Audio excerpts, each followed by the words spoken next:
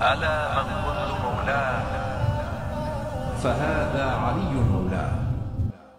السلام عليكم ورحمة الله وبركاته. اللهم صل على Muhammad wa Ali Muhammad. La prière chiite.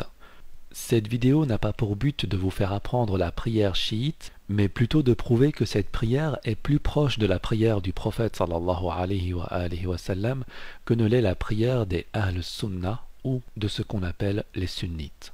Il est également important de noter que toutes les sources utilisées dans cette vidéo proviendront de sources sunnites. Les références seront mentionnées et vous pourrez vous donner la liberté d'aller vérifier par vous-même la véracité de ces éléments. Avant de commencer, une dernière chose, le but de cette vidéo n'est également pas de justifier la prière chiite à travers les sources sunnites. Nous n'avons pas besoin de sources sunnites pour justifier notre prière, nous avons nos propres sources et nous nous basons sur nos sources pour justifier et pour pratiquer nos croyances et nos idéologies.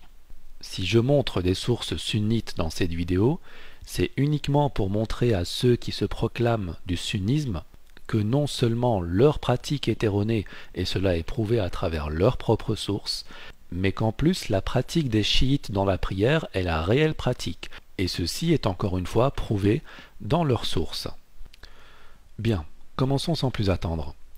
Le prophète sallallahu alayhi wa sallam a prié durant 23 années, ce qui fait 276 mois, ce qui fait 8280 jours. Fois 5 prières par jour, cela fait 41 400 prières, ce qui fait 140 760 inclinaisons, ce qui fait 281 520 prosternations en tout. Et malgré les 281 520 prosternations, il existe toujours d'énormes divergences dans la prière des sunnites. Ce qui veut dire que pendant plus de 10 ans, les compagnons se sont habitués à faire les mêmes gestes, les mêmes inclinaisons, les mêmes prosternations en compagnie du prophète sallallahu alayhi wa sallam. Pendant plus de 10 ans, jour après jour, 5 fois par jour, plus de 4000 jours d'affilée non-stop. Et il a suffi que le prophète sallallahu alayhi wa sallam décède pour que tout change du jour au lendemain. Et certains compagnons s'en plaignaient. On peut le voir dans le Sahih al-Bukhari, le hadith numéro 529 et 530. Le frère de Abd al-Aziz rapporte qu'il entendit Az-Zuhri dire « J'entrai chez Anas ibn Malik alors qu'il était à Damas et le trouvai en larmes. « Qu'as-tu à pleurer ?» lui dis-je. « Ah, répondit-il, je ne reconnais plus rien de ce que j'ai vu autrefois. » Il ne restait que la prière, et la prière elle-même est négligée. 529. Anas dit « Je ne reconnais plus rien de ce qui était au temps du prophète sallallahu alayhi wa sallam. » Et la prière, lui dit-on? La prière, répondit-il. Ah, vous la pratiquez singulièrement. Ici la traduction est mauvaise. Vous la pratiquez singulièrement a été traduit de l'arabe Alaysa daya'tum ma daya'tum fiha. N'y avez-vous pas négligé ce que vous y avez négligé? Anas ibn Malik dit qu'il ne reconnaît plus rien de la sunna du prophète sallallahu alayhi wa sallam. Plus rien. Même pas la prière qui est négligée, comme il le dit si bien. La prière est négligée. À qui est-ce qu'il le dit? À Az-Zuhri. Az-Zuhri qui était un tabi'i, ce n'était pas un compagnon, il n'a jamais connu le prophète sallallahu alayhi wa sallam, mais il est venu à la génération juste après. C'est-à-dire que les choses ont changé très rapidement après la mort du prophète sallallahu alayhi wa sallam. Comment cela peut être possible? Comment est-ce que des compagnons se sont permis de changer la sunna du prophète sallallahu alayhi wa sallam, y compris la prière? Ceci est clairement expliqué dans vos textes. Regardez, le Sahih de Bukhari au hadith 6582. Anas rapporte que le prophète sallallahu alayhi wa sallam a dit « Des hommes d'entre mes compagnons viendront à moi vers le bassin, mais à peine les aurais-je reconnus qu'on les éloignera de moi. Ce sont mes compagnons, m'écriai-je. On me répondra « Tu ne sais donc pas ce qu'ils ont fait après ton départ. » Hadith suivant. Le prophète sallallahu alayhi wa sallam a dit « Je vous devancerai au bassin. Quiconque passera auprès de moi y boira, et quiconque y boira ne sera plus jamais altéré. Il arrivera des gens que je reconnaîtrai et qui me reconnaîtront, mais ensuite on nous séparera les uns des autres. » 6586. D'après certains compagnons du prophète sallallahu alayhi wa sallam, celui-ci a dit « Il arrivera vers moi au bassin des hommes d'entre mes compagnons, on les en écartera. Seigneur, dirai-je, ce sont mes compagnons. Ne sais-tu donc pas, répondra Dieu, ce qu'ils ont fait après ton départ?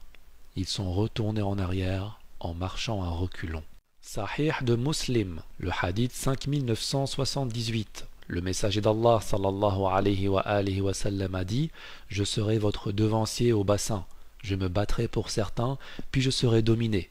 Je m'exclamerai alors « Ô Seigneur, mes compagnons !» Et on répondra « Tu ne sais pas ce qu'ils ont innové après toi. » Ce hadith est rapporté d'après plusieurs chaînes de transmission, son authenticité est indiscutable, et dans le Sahih de Bukhari nous avons une petite précision par rapport à ce même hadith, regardez bien, c'est le 6587. D'après Abu Huraira, le prophète sallallahu alayhi wa sallam a dit « Pendant que j'étais debout, une troupe de gens arriva. Au moment où je les reconnaissais, un homme surgit entre eux et moi en disant « Par ici. » « Où donc ?» demandai-je. « En enfer, par Dieu, répondit-il. » « Que leur est-il donc arrivé, repris-je. Ils sont retournés en arrière en marchant à reculons après ton départ, me fut-il répondu. Un peu plus loin dans le hadith, on voit « Je ne crois pas qu'il y en ait de délivrés parmi eux, sinon un nombre infime tel celui des animaux qui s'égarent dans un troupeau. » La situation est claire. On ne peut plus clair. La majorité des compagnons du prophète sallallahu alayhi wa sallam ont apostasié après la mort de ce dernier, ont innové après la mort de ce dernier, et seront destinés à l'enfer d'après tous les hadiths que nous venons de lire. Ceux qui y échapperont seront en nombre infime, c'est-à-dire très petit nombre. Il n'y a donc que très peu de compagnons qui ont gardé la sunna du prophète sallallahu alayhi wa sallam et qui l'ont transmise de manière exacte. Et c'est encore une fois la raison pour laquelle le prophète sallallahu alayhi wa sallam ne nous a jamais demandé de nous attacher aux compagnons. Le prophète sallallahu alayhi wa sallam a laissé deux poids, le Coran et les Ahl al-Bayt. Je répète, le Coran et les Ahl al-Bayt. Et qui sont les Ahl al-Bayt? Ali, Fatima, Hassan, Hussein et la descendance de Hussein alayhum salatu wassalam. Est-ce que Ali alayhi salam avait des manquements dans sa prière? Absolument pas. Et ceci, encore une fois, peut être prouvé. Sahih de Bukhari, au hadith 786. Ibn Abdullah a dit « Avec Imran ibn Hussein, je fis la prière derrière Ali ibn Abi Talib comme imam. Ce dernier prononçait le takbir quand il se prosternait. Il le prononçait également lorsqu'il relevait la tête et encore quand il se levait après les deux premiers cycles de prière. La prière achevée, Imran ibn Hussein me prit par la main et me dit « Cet homme vient de me rappeler la prière de Muhammad sallallahu alayhi wa sallam. » Ou, suivant une variante, « Cet homme vient de diriger notre prière comme le faisait Muhammad sallallahu alayhi wa sallam. » Voilà la raison pour laquelle le prophète sallallahu alayhi wa sallam nous a laissé deux poids, le Coran et les Ahl al-Bayt. Car la pratique des Ahl al-Bayt est totalement conforme à la sunna du prophète sallallahu alayhi wa sallam. Mais vous avez décidé délibérément de vous écarter de ce deuxième poids pour aller suivre l'enseignement de certains compagnons dont la plupart iront en enfer. Bien. Établissons un tableau comparatif entre la prière dite sunnite et la prière chiite. Nous nous accordons tous à dire que la prière commence par Allahu Akbar en levant les mains au niveau des oreilles. Ensuite, les sunnites croisent leurs bras sur leur poitrine ou sur leur ventre, tandis que les chiites relâchent les bras le long du corps. Laquelle de ces deux pratiques est la plus correcte? Vérifions ça ensemble. Avant tout, il y a une divergence entre les quatre écoles sunnites à ce propos pour ne pas changer. Les malikites, eux, prient effectivement avec les bras le long du corps, tandis que les trois autres écoles prient avec les bras croisés. Et pour les trois autres écoles qui prient avec les bras croisés, il y a encore divergence pour savoir s'il faut les croiser en dessous du nombril, au-dessus du nombril ou sur la poitrine. Mais que dit la sunna à ce propos? Faut-il les croiser ou faut-il les relâcher? Voyons voir dans le Sunan d'Abi Daoud au hadith 739. Allons directement à l'essentiel. Je suis allé vers Ibn Abbas et lui ai dit: j'ai vu Ibn az-Zubayr prier comme je ne l'avais jamais vu auparavant. Je lui ai alors raconté à propos du fait qu'il levait ses mains, c'est-à-dire lever ses mains après chaque prosternation et après chaque inclinaison. Il dit: si tu veux voir la prière du prophète sallallahu alayhi wa sallam, suis la prière qui est faite par Abdullah ibn az-Zubayr. Et ce hadith est sahih, c'est-à-dire que selon les sunnites, Abdullah ibn az-Zubayr est quelqu'un de très fiable et quelqu'un sur lequel on peut prendre exemple pour prier comme le prophète sallallahu alayhi wa sallam. Voyons donc voir comment est-ce que Abdullah ibn az-Zubayr priait. Est-ce qu'il relâchait les mains ou est-ce qu'il les croisait? Dans le Musannaf d'Ibn Abi Shayba au volume numéro 3 à la page 325, hadith numéro 4971, de Yazid ibn Ibrahim a dit: j'ai entendu Amr ibn Dinar dire: Ibn az-Zubayr priait avec les bras relâchés. Et dans d'autres versions, on peut voir que Ibn az-Zubayr a appris la prière de son père, qu'il a appris de Abu Bakr, qu'il a appris du prophète sallallahu alayhi wa sallam. Et nous pouvons également retrouver dans le Musannaf de Abd al-Razzaq, au deuxième volume, à la page 276, tout un chapitre qui relate que certains compagnons et tabi'in détestaient le fait de croiser les bras dans la prière et préféraient tous le relâchement. Et il existait même parmi les tabi'in certains qui, lorsqu'ils voyaient quelqu'un prier avec les bras croisés, se dirigeaient vers cette personne en pleine prière et prendre ses bras pour les relâcher. C'est quand même incroyable. Et ceci est relaté dans le Musannaf d'Ibn Abi Shayba, le même volume, la page 326, au hadith 4974, où il est dit: Abdullah ibn al-Aizar a dit: je tournais avec Saïd et j'ai vu un homme prier avec l'une de ses mains posée sur l'autre, celle-ci sur celle-là et celle-là sur celle-ci. Il est alors parti, donc sans doute Saïd, il est alors parti séparer les deux mains, sous-entendu de cette personne qui priait avec les mains attachées, et il est revenu. Et il existe encore plusieurs compagnons qui en témoignent, non pas des tabi'in cette fois-ci, mais des compagnons. Dans le Sunan d'Ibn Majah, au hadith 1061, il est dit ce qui suit. Muhammad ibn Amr ibn Ata a dit: lorsque j'étais parmi 10 des compagnons du messager d'Allah sallallahu alayhi wa sallam, Abu Qatada inclus, Abu Humayd as-Sa'idi dit: je suis le plus connaisseur parmi vous concernant la prière du prophète sallallahu alayhi wa sallam. Ils dirent: pourquoi? Par Allah, tu ne l'as pas suivi plus que nous l'avions suivi, et tu ne l'as pas accompagné durant une longue période. Il dit: si. Ils dirent alors: montre-nous. Et il dit: lorsque le messager d'Allah sallallahu alayhi wa sallam se levait pour prier, il disait le takbir, Allahu Akbar. Ensuite, il leva ses mains parallèlement à ses épaules, et toutes les parties de son corps revenaient à leur place. Ce qui veut dire qu'après le takbir et qu'après avoir levé les mains pour dire Allahu Akbar, toutes les parties de son corps revenaient à leur place initiale. La place initiale des membres supérieurs, c'est le long du corps. Le hadith dit ensuite: après cela, il récitait, etc. Le hadith est très long, jusqu'à arriver au moment où, lorsque ce compagnon finit d'expliquer comment est-ce que la prière du prophète sallallahu alayhi wa sallam se faisait, les autres compagnons, donc les 10 compagnons qui étaient présents avec lui, dirent: tu as dit la vérité. C'est comme cela que le messager d'Allah sallallahu alayhi wa sallam pratiquait sa prière.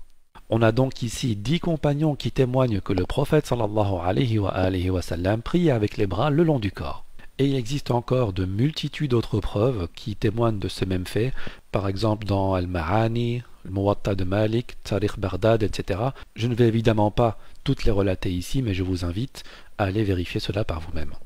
Nous avons donc la preuve que le prophète Mohammed sallallahu alayhi wa sallam priait les bras le long du corps. Mais alors, d'où vient la pratique consistant à croiser les bras? Est-ce que cela se faisait du temps du prophète sallallahu alayhi wa sallam, et comment ce dernier réagissait face à cette pratique?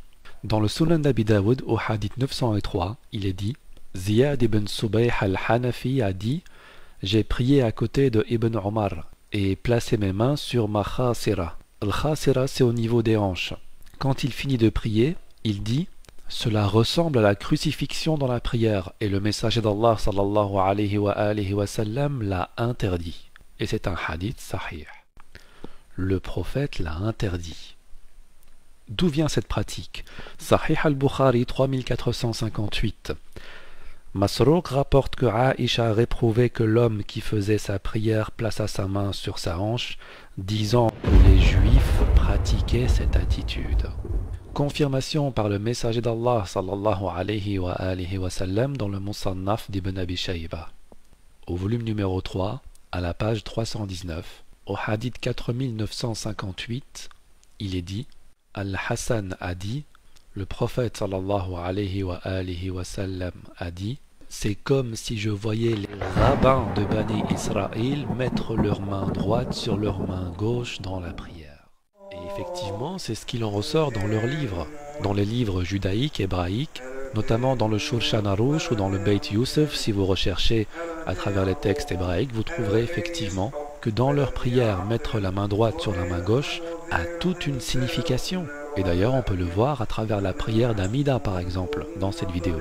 La pratique du qabd, donc du croisement de bras dans la prière, est clairement interdit et provient clairement de la religion des Ahl al-Kitab, des gens du livre. Or, que dit Allah à ce propos? وَلَن تَرْضَىٰ عَنكَ الْيَهُودُ وَلَا النَّصَارَىٰ حَتَّىٰ تَتَّبِعَ مِلَّتَهُمْ. Il est donc clair que croiser ses bras dans la prière est une innovation, tandis que les relâcher est une sunna. Ensuite, sunnites comme chiites lisent la première sourate du Coran, l'ouverture, Al-Fatiha, suivie d'une deuxième sourate au choix. Ici encore il y a divergence. Pourquoi? Parce que certains sunnites considèrent que Bismillahir-Rahmanir-Rahim, au nom de Dieu, le très miséricordieux, le tout miséricordieux, n'est pas un verset. De ce fait, ils ne le récitent pas. Tandis que les chiites le considèrent comme étant un verset faisant partie de la Fatiha et le récitent à voix haute. Dans Kitab al-Fiqh ala al-Madahib al-Arba'a, à la page 232, nous pouvons lire ce qui suit. Et regardez bien à quel point les fondements des quatre écoles sunnites sont diamétralement opposés.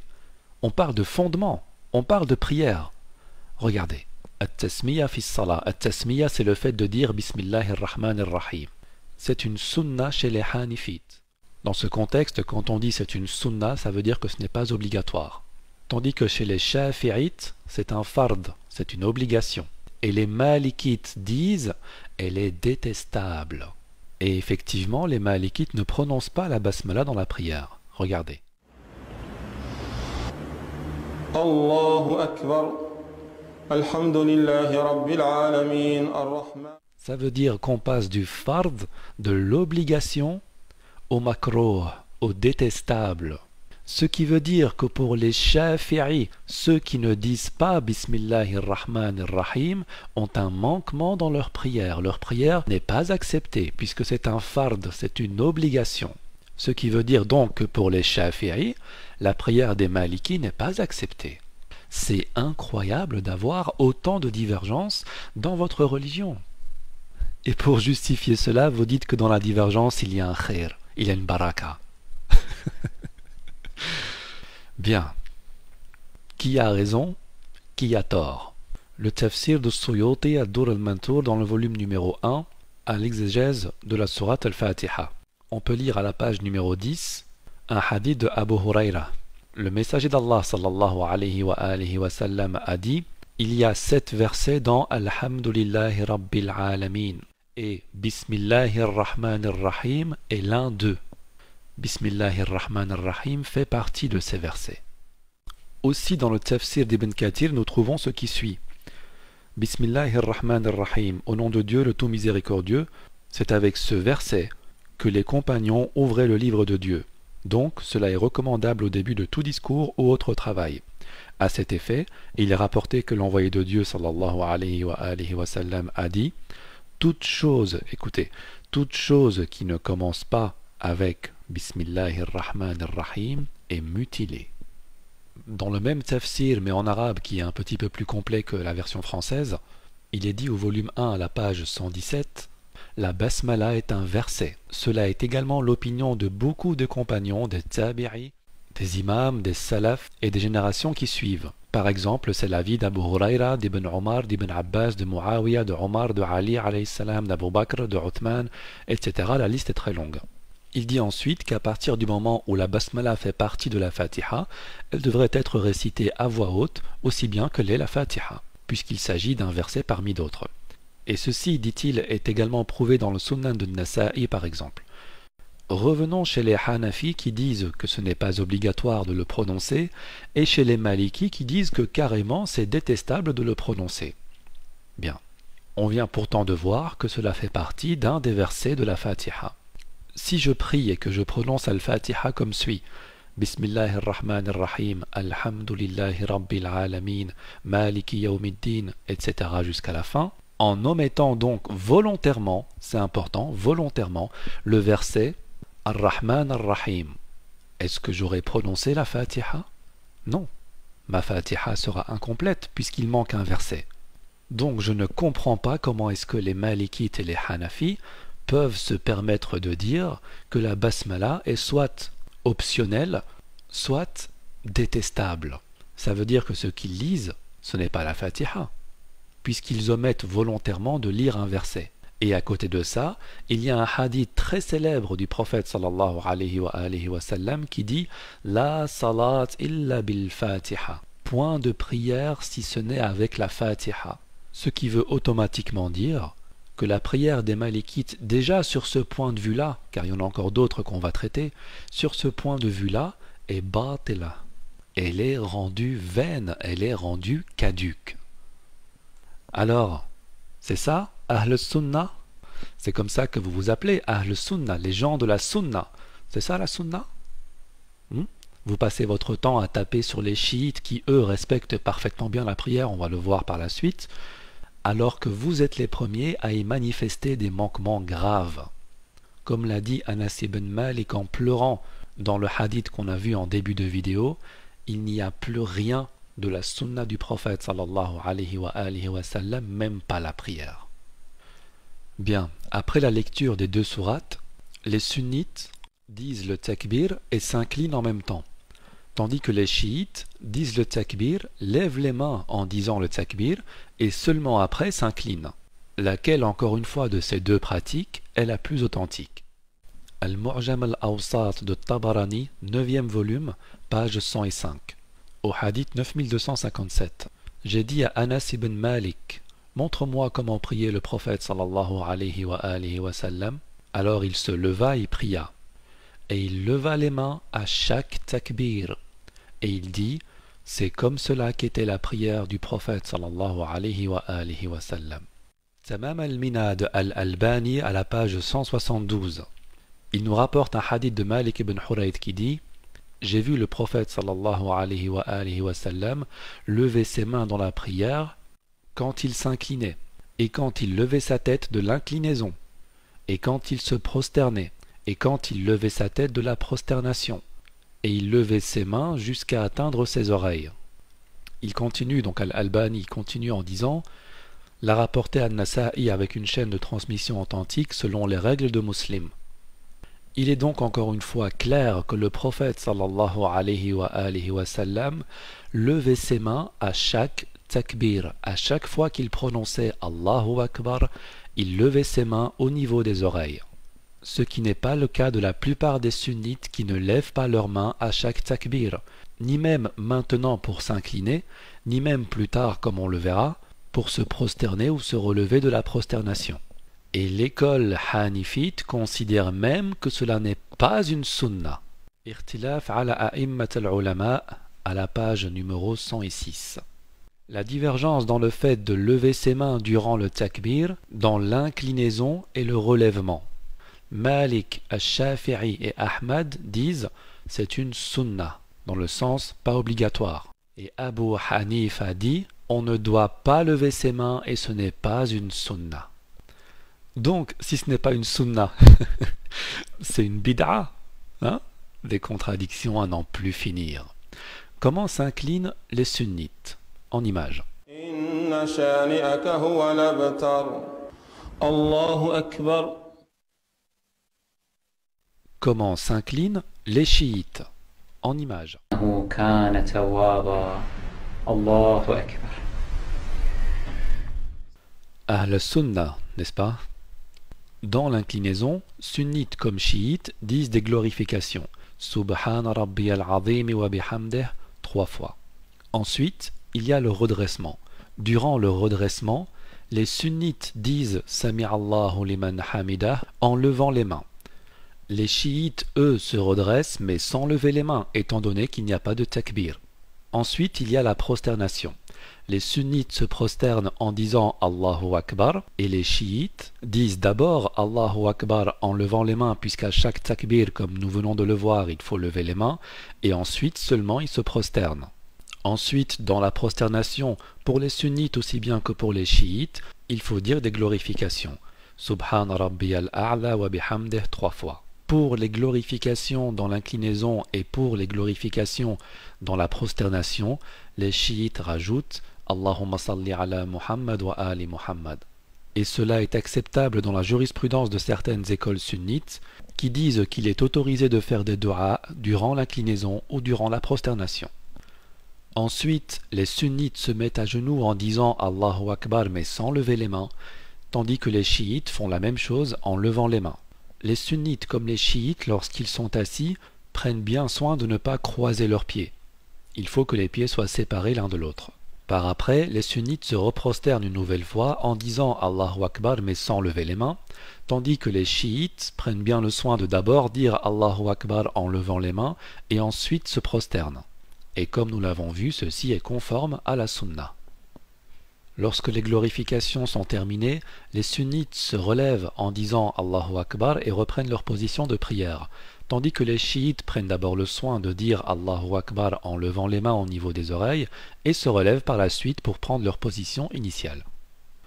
Voilà ce qui clôture le premier cycle de prière, la première raka'a.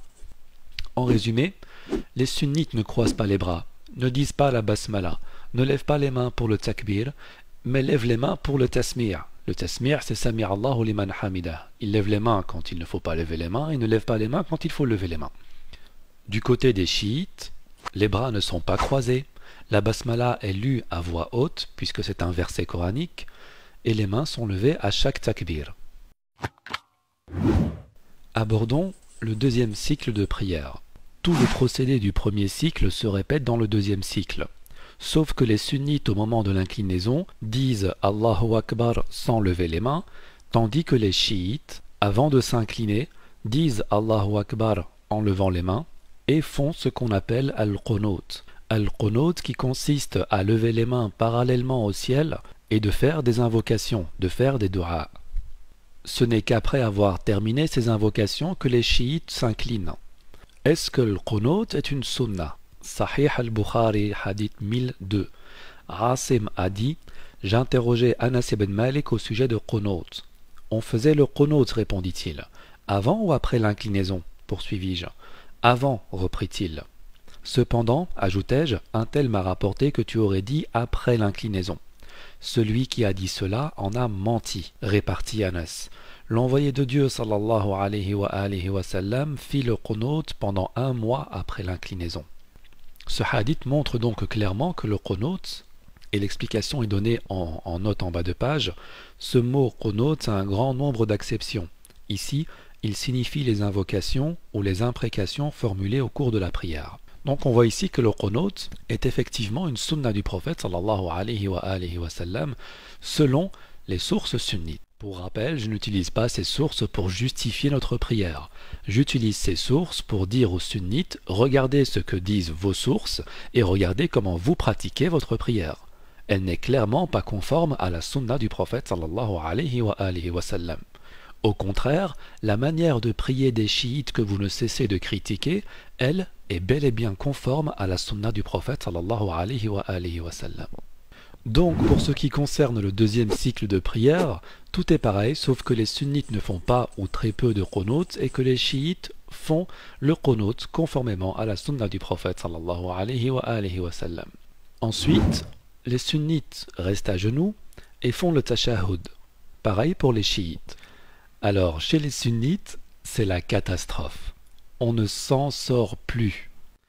Le livre de divergence entre les 4 imams, à la page numéro 119, où il est dit « La divergence dans le tashahhud à propos du fait qu'il soit une obligation ou une sunna.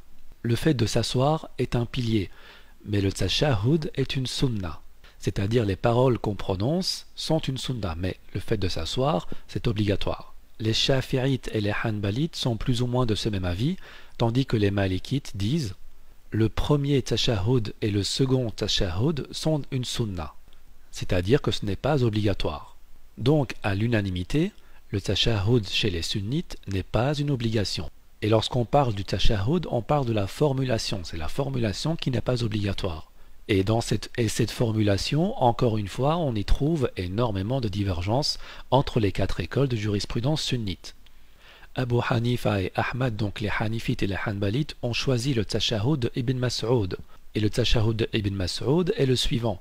التحيات لله والصلوات الطيبات السلام عليك أيها النبي ورحمة الله وبركاته السلام علينا وعلى عباد الله الصالحين أشهد أن لا إله إلا الله وأشهد أن محمدا عبده ورسوله. Qu'en est-il de Malik?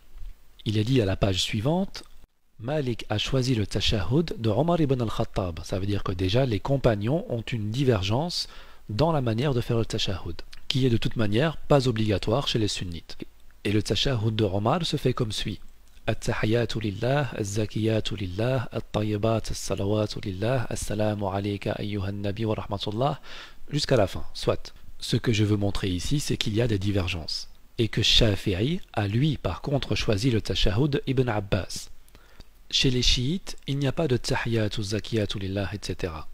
Chez les chiites, nous disons Bismillah wa billah, ashhadu an la ilaha illallah wahdahu la sharika lah, wa ashhadu anna Muhammadan abduhu wa rasuluh, wa ashhadu anna aliyan waliyullah. Nous commençons donc par l'attestation de foi. Pour le ashhadu anna aliyan waliyullah, j'en ferai incha'Allah une autre vidéo. On continue en disant Allahumma salli ala Muhammad wa ali Muhammad, et parfois en rajoutant كما صليت على إبراهيم وآل إبراهيم وبارك على محمد وآل محمد كما باركت على إبراهيم وآل إبراهيم في العالمين إنك حميد المجيد. Et je pense d'ailleurs que nos détracteurs sont très mal placés pour critiquer cette pratique. Non seulement ce n'est pas obligatoire chez eux, mais en plus ils ne sont pas d'accord sur une seule bonne manière de faire. À croire que le prophète sallallahu alayhi wa sallam a enseigné la prière de plusieurs manières différentes à plusieurs personnes différentes. Après le tashahhud, s'il s'agit d'une prière de 3 ou 4 cycles, nous terminons le ou les derniers cycles. Dans ces derniers cycles, les sunnites prononcent la Fatiha, tandis que les chiites prononcent parfois la Fatiha et parfois les tasbihat. Subhanallah walhamdulillah wa la ilaha illallah wallahu akbar, 3 fois. Et ceci n'est également pas interdit chez les sunnites. Dans le livre de la jurisprudence des 4 tendances, on retrouve à la page 208 l'avis des Hanafi à ce propos. Il parle donc de la lecture d'Al-Fatiha dans les 2 premières rak'at, et lorsqu'il arrive ici, il dit « Et dans les rak'at suivantes obligatoires, la lecture d'Al-Fatiha est une sunna, donc n'est pas une obligation. » Comme il dit un peu plus haut, il est obligatoire qu'elle soit, donc la lecture de la Fatiha, dans les 2 premières rak'at. Et pour celui qui ne la lit pas dans les 2 premières rak'at d'une prière à 4 rak'at, il devra la lire dans ce qui suit pour que sa prière soit valide. Il est donc clair ici qu'il faut lire Al-Fatiha au moins 2 fois dans la prière. Soit les 2 premières rak'at, soit si on n'a pas fait les 2 premières rak'at et que c'est une prière à 4 rak'at, on les lit dans les 2 dernières. Ce n'est pas moi qui le dis, c'est Abu Hanifa. Et les Hanafites agissent de cette manière. Pour les chiites, quant à eux, il est obligatoire de réciter Al-Fatiha dans au moins les 2 premières rak'at. La 3e et la 4e, on peut réciter les tasbihat. Après avoir fini le dernier cycle, on arrive encore une fois au tashahhud, suivi du taslim. Chez les sunnites, il est suivi du taslim, donc Assalamu alaykum wa rahmatullah, et chez les chiites, il est suivi du taslim et du takbir. Le takbir étant prononcé par 3 fois. Chez les sunnites, le taslim n'est même pas obligatoire. Dans le livre des divergences entre les imams des savants, à la page 123, il est dit la divergence dans est-ce que le taslim, est-ce que le salam fait partie de la prière ou pas. Les malikites, les shafi'ites et les hanbalites disent cela fait partie de la prière, mais les hanafites disent cela ne fait pas partie de la prière. C'est-à-dire que ce n'est pas un pilier de la prière. Il peut être fait, mais s'il ne l'est pas, ce n'est pas grave puisque ce n'est pas la prière. Quant au fait de tourner sa tête à droite et à gauche en disant Assalamu alaikum wa rahmatullah, cela encore une fois présente un cas de divergence chez les sunnites. 3 écoles sur 4 font effectivement ce geste et les malikites, eux, ne le font qu'à droite. Chez nous, chiites, tourner la tête durant la prière, c'est se détourner de la qibla. Nous ne sommes plus face à la qibla si nous tournons la tête. De ce fait, la prière est annulée. C'est pourquoi nous gardons notre tête droite durant la formulation du taslim. Et après le taslim, nous disons Allahu Akbar 3 fois. Et ceci est une sunna du prophète sallallahu alayhi wa sallam qui a été abandonnée à l'unanimité des sunnites. Sahih al-Bukhari, hadith 842, Ibn Abbas a dit « Je savais que la prière du prophète sallallahu alayhi wa sallam était terminée quand j'entendais le takbir. » C'est également un hadith qui peut être retrouvé dans le Sunan de Nasa'i et dans le Sunan d'Abi Daoud. Je vous laisse le soin de faire ces recherches par vous-même. Et comme les chiites font 3 takbirs à la fin de la prière et qu'à chaque takbir il faut lever les mains, il est évident de voir un chiite lever ses mains 3 fois au bout de la prière. Certains fidèles lors de cet acte ne vont pas jusqu'au bout, et ceci est une erreur, c'est-à-dire qu'ils ne lèvent que très légèrement leurs mains, donnant cette impression de tapoter sur les genoux. Ce n'est absolument pas comme cela qu'il faut procéder. On nous demande à chaque takbir de lever les mains au niveau des oreilles, même aux 3 derniers. On en retire pour la finalisation de la prière que les sunnites ne font pas les takbirs à la fin de leur prière et que les chiites, eux, le font. Attention cependant à ceux qui ne font que tapoter leurs genoux. En résumé, Anas ibn Malik ne reconnaissait absolument plus rien de la sunna, ni même la prière. La prière a été modifiée après la mort du prophète sallallahu alayhi wa sallam malgré les 100 000 rak'at effectués auprès des compagnons. Il existe 4 écoles sunnites et apparemment aussi 4 manières différentes de prier, à croire que le prophète sallallahu alayhi wa sallam a enseigné plusieurs prières différentes à plusieurs compagnons différents. Ce n'est pas pour rien que le prophète sallallahu alayhi wa sallam nous a demandé de suivre le Coran et les Ahl al-Bayt. Les Ahl al-Bayt n'ont jamais innové puisqu'ils sont purifiés par Allah à travers la sourate 33, verset 33. Et nous avons vu d'ailleurs que la prière de Ali ibn Abi Talib alayhi salatu wassalam rappelait celle du messager d'Allah sallallahu alayhi wa sallam. Et ce qui est encore plus étonnant, c'est qu'aucun des 4 jurisconsultes sunnites n'a pris l'exemple, pour ceux que j'ai cités en tout cas, sur Ali ibn Abi Talib alayhi salam, alors que le prophète sallallahu alayhi wa sallam nous a bien ordonné de suivre les Ahl al-Bayt. Nous avons vu aussi à travers quelques hadiths que la plupart des compagnons iront en enfer pour avoir innové. Et vous suivez quand même ces compagnons. Subhanallah, quelle logique. Alors, qu'est-ce qu'on doit vous dire? Parce qu'on est un peu perdu. Jumu'ah Mubaraka ou Shabbat Shalom? Assalamu alaikum wa rahmatullahi wa barakatuh. Allahumma salli ala Muhammad wa ali Muhammad.